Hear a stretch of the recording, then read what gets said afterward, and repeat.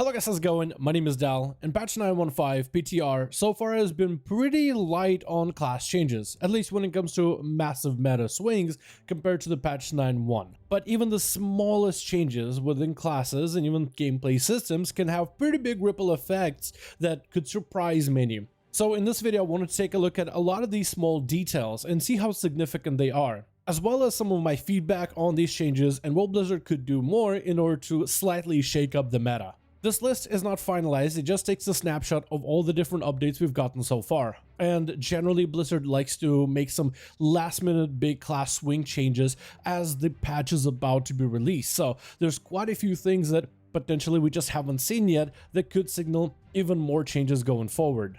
So just be aware as we get into this video. Also, most of you guys watch these videos and are not subscribed. Hit subscribe, hit the bell, you're watching these videos anyway. And it seems like every time I ask you guys do end up subscribing, so I really do appreciate it. Anyway, let's jump into some of these updates. So one of the major things that's going to be happening in the patch 9.1 is uncaps to AOE abilities. Now, complete uncaps, they are soft caps. That means abilities are going to do, let's say, damage to every enemy hit, just reduced after the 5th target, or after the 8th target. This doesn't seem like much in a 2v2 or a 3v3 scenario, unless you're running into a team with double Beast Mastery Hunter. But in an RPG scenario, this is actually going to be quite a significant impact, primarily for melee classes who have mostly been capped in AoE. Boomies, Warlocks, as well as Fire Mages, for the most part, can just cleave everybody in front of them, but melee have had actually a bit of a cap. So if you are able to put a bunch of enemies together and keep them in place for a very short amount of time, like maybe with a big old grip and a stun on the whole enemy team, melee will be able to ravage that team a little bit harder. So potentially we'll see even more AoE damage output, primarily out of melee, going into 9.1 PvP. Next change is to the Covenants, which will affect all classes, so I thought it was worth covering first. The Fleshcraft ability for Necrolord will now absorb 30% of maximum health instead of 40% for PvP. When entering Battleground or an arena, when the match begins, any Fleshcraft absorbed value exceeding 30% of maximum health will be reduced equal to 30% of max health. Fleshcraft has been an invaluable ability for many classes that pick up Necrolord Covenant for PvP. That shield can almost double the amount of health you have, where you can add up 40 or even 50 or even 60,000 extra health, especially if you know how to cheese it. And that's the biggest problem with Fleshcraft, is that some classes and players know how to cheese it properly. Before an arena begins, a Druid, for example, can pop in the bear form, which will increase the overall health, which will make the Fleshcraft shield channeled bigger. And they could also use a Battlemaster trinket to increase the overall health even more and channel a massive Fleshcraft shield for 70,000 health. So when the doors are open, they're back up, changing their trinkets with a full offensive setup, but still retain a 70,000 shield on them, which is quite large for PvP. What they're trying to do is combat some of the cheesiness that comes with using a Fleshcraft, and force players to either play defensively with Fleshcraft or aggressively without the benefit of Fleshcraft shield. What a lot of players in arenas do right now, let's take a Druid for example, before an arena doors are open, they'll go into bear form, which will give them extra health, which makes their Fleshcraft shield bigger. They use a Battlemaster trinket to increase their health pool, and then when channeling Fleshcraft, it also becomes bigger, and right before doors open, they'll switch into their DPS trinkets and abilities in order to have the most offensive power while still keeping the big shield. So if you want to have a big Fleshcraft shield, you need to play defensive trinkets even after the doors open. But if you end up swapping out your abilities prior to the doors opening, you'll lose all that extra defensive value, which means less Fleshcraft cheesing. So classes that have a massive shield that also can pick up certain soul binds so they can move while the shield is active. The shield can also heal them and even provide CC immunity with an already present 20% damage reduction while you channel. Over time, Fleshcraft has found itself being used by a lot of classes, like rogues, druids, warriors, death knights, monks, warlocks, priests, and more classes could potentially go Necrolord once 9.1 launches. These nerfs I don't think are going to make Fleshcraft worse than other abilities. I just felt like Fleshcraft, out of all the other Covenant classic abilities, was the best one for PvP scenarios, and this will hopefully adjust it to be more or less even with all the other Covenants. Next we got some Death Knight changes. For Death Knights, there isn't much we can really say, as they're mostly getting buffs towards the Covenant abilities, which is fantastic for PvE, but not so much in PvP, mostly because Death Knights are restricted to the Necrolord Covenant, as the only really good Covenant ability that can be used in PvP. as none of the other Covenant abilities have any kind of PvP synergy simply on the abilities that they bring. If they wanted for Death Knights to have more of good Covenant abilities to use in PvP, they would need to redesign them. Because if you play Night Fae, which is linked towards your Death and Decay, wherever you drop that big blue puddle, enemies can just walk out of it. And in PvP, there's no way that's going to function properly. My second suggestion would be to take a look at the PvP talents. Unholy PvP talents, while were good for 9.1, are not strong enough to be considered sometimes, and they could probably be made a little bit easier. For Frost Death Knight, Blizzard gave him a lot of debuffer talents to debuff enemies, and I feel like those have not been strong enough at all. And if they could take a look at those again and really amp up their damage, so that if you want to play a debuff build, their debuff should be crippling enough where it's actually worth picking them up for PvP. Demon Hunters are not getting too many changes, primarily some adjustments with some of their Covenant abilities, like Sinful Brand ability having a slightly short cooldown, and a slight change to Blind the Faith extra versatility with a Conduit buff. Venthyr Demon Hunters could potentially become more common because the cooldown reduction on Sinful Brand means more uses of that ability, and it's also a lot harder to stop than the Night Fae Haunt, so maybe Demon Hunters might adjust towards that in PvP. The Dancing with Fate conduit damage is just a flat out buff for Blade Dance, which is quite a big portion of their damage output and is the ability they use in order to put a healing debuff on targets, so overall a buff for Demon Hunters. For Druids, you got primarily nerfs in terms of their ability to self-sustain and self-heal, especially in the hybrid department. But Restoration Druids are getting a pretty massive change towards one of their PvP talents, Keeper of the Grove, which will actually give the Druid immunity and an ability from being interrupted. So while they channel Tranquility, it's almost like you use Fade at the same time, which I think is definitely going to be pretty big stocks when it comes to playing Rest Druid in 9.1.5 PvP. For Hunters, we're primarily seeing Necrolord and the Venthyr Covenant slightly adjusted. If you want to play Necrolord Hunter, which Fleshcraft does offer you that survivability that sometimes Hunters feel like they're missing, the buff to Necrolord might actually be a pretty big amp. 10% of more damage on the target on a 45-second cooldown is really not bad.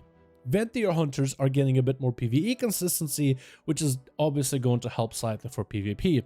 The buff to Bestial Wrath, so that your pets can now break out of fears and horrors, is going to be obviously a buff for PvE, but is definitely going to have some unintended consequences in PvP. Those pets already wreck people, so now you have a trinket from fears for pets. For mages, not too many changes have been done, except for nerfs, primarily with their shielding with Triune Word. So their survivability is going to take a bit of a hit into this patch. I wonder if potentially Necrolord might be a more considered covenant for them, because Necrolord does come with a shield itself. And maybe the conduit where you can be in the Necrolord form for longer could amp up towards that Mage burst, but maybe that's just hopeful and wishful thinking. When it comes to monk changes, the Venthyr Covenant is really a non-issue in PvP, so that getting buffed is probably not going to get any kind of big shakeups within PvP environment. Potentially for Mistral monks who sometimes do end up playing Venthyr, it might offer them some offensive benefit in a 2v2 or a 3v3 scenario. A little bit extra defensiveness for that ability is also going to make it slightly more appealing, but in my opinion, not super meta changing. Windwalker monks will be able to stack up the damage buff for Spinning Crane Kick a little bit easier, a big buff for PvE, and a pretty decent buff for PvP. However, the burst damage from Dance of Chi-Ji is nerfed in PvP, but I still think Windwalkers are most likely going to hit like trucks even with these changes. For Paladins, the Necrolord Covenant is going to hit way harder in PvE, and also means it's going to hit harder in PvP. Retribution Necrolord gameplay might actually be brought up quite a bit, with being able to set up a burst setup every 30 seconds instead of the Kyrian every 1 minute. Plus, the Fleshcraft ability is a shadow spell, so getting locked out on Holy will allow you to at least channel a pretty big defensive with 20% damage reduction and CC immunity, depending on the soulbind you run, of course. This together could make Necrolord Paladin a more appealing option in 9.1.5, especially for the burst.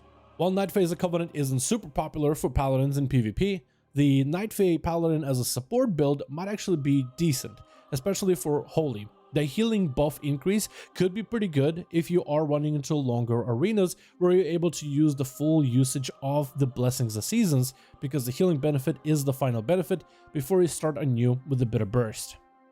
Priests have gotten a lot of changes, mostly for PvE, but taking a look at some of them and parsing through them, the Shadow Priest Megalomania PvP talent is definitely going to gain value because of the longer Surrender to Madness duration, so potentially bigger burst. For Holy Priest, the healing is getting quite a bit of buff, which is pretty good if you're holy, because in PvP scenarios, it can sometimes feel that your damage is a little bit more valued than healing within arena setups. For rogues, there isn't a lot of changes. However, Night Fae buffs, while small, could be a pretty big swing for rogues in order to start re-rolling into that covenant. So far, it's looking really good and hopeful, if not maybe a little bit cheesy. As for the Outlaw Rogue buff with Dreadblades, it's a nice buff for anybody playing Outlaw, but it's not going to be super meta changing in PvP. Shaman so far saw no significant changes whatsoever, unless you're the type of Shaman that loves knocking players off of Eye of the Storm. There you're going to be able to get a little bit more value. Outside of that, no big, huge, impactful changes whatsoever. Warlocks are getting buffs for all 3 covenants that are not Night Fae, which is nice to see. I imagine though Night Fae will still be the preferred way to play, and potentially that's something Blizzard could address maybe in PvP. If they buff the damage of every other Covenant ability within PvP, like for the Venthyr and the Kyrian, I imagine that could make him a little bit more desirable.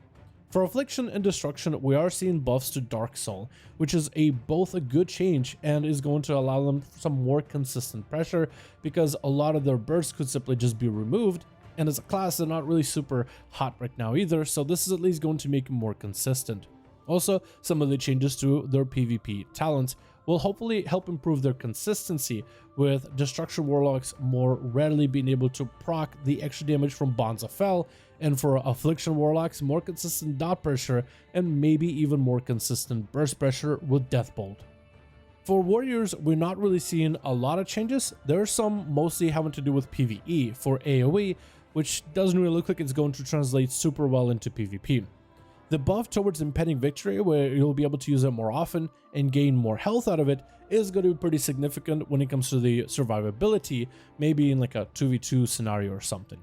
The Warrior change to the Kyrian, however, with Elysian Might getting a slight nerf in PvP by 10% of crit damage, is a pretty big buff for everybody else that isn't Warrior. For Warriors, however, I still feel like the damage is going to be worth it, but their damage is not really an issue in the game whatsoever. Let's also talk about some of the changes we haven't seen, some of the more popular changes that players have wanted to see for quite a while. Not really necessarily buffs for classes, but in fact, a popular suggestion for many is to actually nerf a few.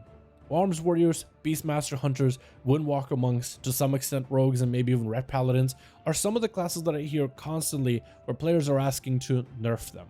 Now, normally in the past, we've seen players overwhelmingly say, don't nerf the strong classes, just buff the ones that are underperforming, but in fact, a lot of the classes not named, or specs not named rather, are actually really not bad. Shadow Priest are not awful, Destruction Warlocks and Demon Warlocks can be competitive, Assassination Rogues are pretty good, Sub, and even Outlaw has some success. Survival Hunters, Marksman Hunters all have a gameplay to play, and there's so many other classes in the game that are really not bad. It's just they are overshadowed by a handful of melee that generally like to shut down and burst down some of these caster classes. With the game in this season becoming a little bit less armor intensive, where we're not getting more armor, so the games are slowing down and the games are becoming more caster favored or slower class favored, you are seeing some of the faster classes like Windwalkers, Arms Warriors, Paladins, Beastmaster Hunters that are still keeping quite a bit of dominance over other classes. So potentially getting nerfs to some of those specs could give other classes more breathing room within arenas, battlegrounds, 2v2s, 3v3s at different competitive levels. I wonder if that's something that could go forward in terms of the game to try to adjust it so the meta is changing, so it is becoming slightly more caster favored, so that we are seeing different compositions and different classes becoming popular and more variety in terms of what we're running into, instead of every 2v2s having a beast mastery and every 3v3s you climb in having an arms warrior. But that's just a popular community suggestion, besides some of the different PvP changes when it comes to gearing that a lot of players want to see. This is everything we have to take a look at in terms of the tuning and how it might affect classes going forward in 9.1.5. You also should remember that in 9.1.5 we'll be able to freely switch around covenants, so there's going to be a lot of experimentation in terms of what builds might be viable. We're also going to be getting some of our legendaries recycled, so we'll be able to recraft new ones for different covenants and be able to catch up with renown on all those covenants will be quicker. There's a lot of different combinations I feel like in Shadowlands that hasn't been tried yet. There's so many different covenants that people don't really want to check out and attempt and try because, well, covenant swapping is a bit of pain right now. But I wonder if in 9.1.5, all these changes for quality of life stuff to be able to switch covenants around and craft legendaries, I wonder if more players will try different builds, will try to find things that could be broken or busted. Because over time, we do see some builds that are just kind of come out of nowhere, like a Necrolord Demonology one-shotting players. Not a lot of players would have known that that existed unless somebody did go Necrolord. And with more players being able to experiment with different builds, I wonder if we'll find out some big busted options that haven't been seen before. But that'll be something for us to wait and see. Thank you all so much for watching. Hope you guys enjoyed. How do you think Blizzard should approach some of the PvP tunings going into patch 9.1.5? Let me know all that in the comments below. But thank you guys so much for checking out the full video. Let me know your thoughts, and I'll see all of you in another one.